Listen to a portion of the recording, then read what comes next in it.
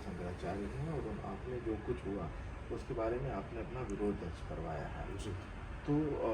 आप तो पहले से ही रामभद्राचार्य के जो आपके भाई उत्तराधिकारी हैं और आप उनके साथ जुड़े हुए हैं, फिर आपने ये जो प्रतिक्रिया दी क्यों दी? मेरी जो यह प्रतिक्रिया है वो मेरी व्यक्तिगत प्रतिक्रिया है। मैं पूज्य जगतगुरु स्वामी रामभद्राचार्य जी का शिष्य हूँ, परंतु व्यक्ति का अपना भी बुद्धि विवेक होता है और उसके स्तर पर जो हमारे पास ज़रूरी प्रमाण पत्र आए, डॉक्यूमेंट्स आए और इन सबको देखने के बाद जो मेरी व्यक्तिगत प्रतिक्रिया रही है उसे हमने देने का एक प्रयास किया है। एक सनातन धर्म का धर्मावलंबी होने के कारण जो स्थितियां हमने माघ मेले में मौनी अमावस्या के दिन देखी, पूज्य शंकराचार्य जी को एक पालकी के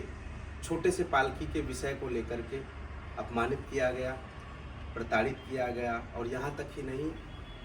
अपितु उनको दो दो नोटिस स्वयं को शंकराचार्य प्रमाणित करने के लिए और क्यों न उनको आवंटित जमीन माघ मेले में वापस लेने के लिए और दोबारा कुंभ में या फिर माघ मेले में प्रवेश न करें, उनको लेकर के दो दो नोटिस उनको दी गई,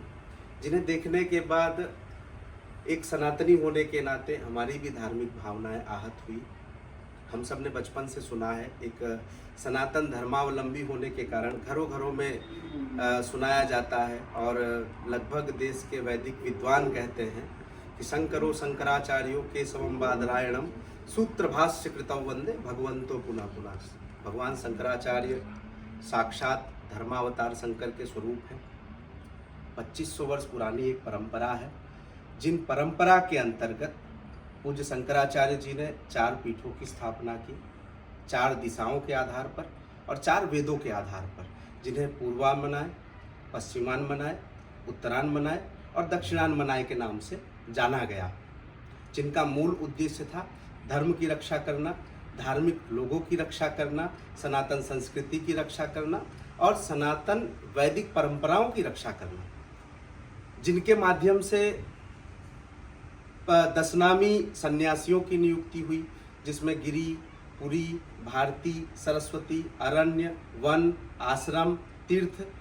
सागर जैसे 10 नामी परंपरा के हमारे साधु संतों को, सन्यासियों को नियुक्त